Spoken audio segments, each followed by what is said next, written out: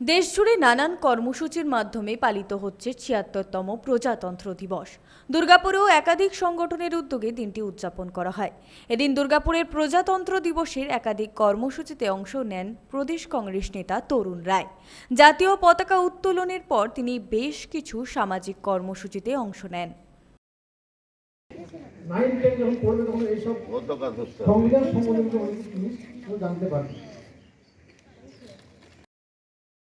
যে সংবিধান অটুট থাকে, যে সংবিধান ভারতবর্ষের মানুষের অধিকার দিয়েছে, সেই সংবিধানকে বাবা সাহেব আম্বেদকর যার নেতৃত্বে এই সংবিধান তৈরি হয়েছে, তাদের ও বতন কি লোগো ইয়াদ করো কুরবানি, এই মানুষগুলোর কুরবানি আজকের দিন থেকে ইয়াদ করার দিন, তাদেরকে স্মরণ করার দিন।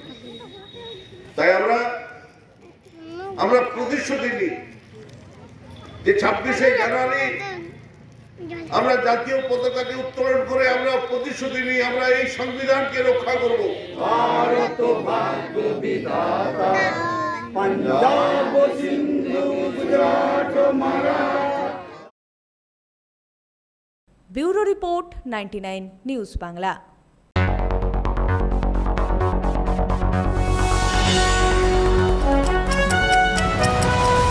আপনারা দেখছেন 99 নিউজ বাংলা। বদলাবো আমরা।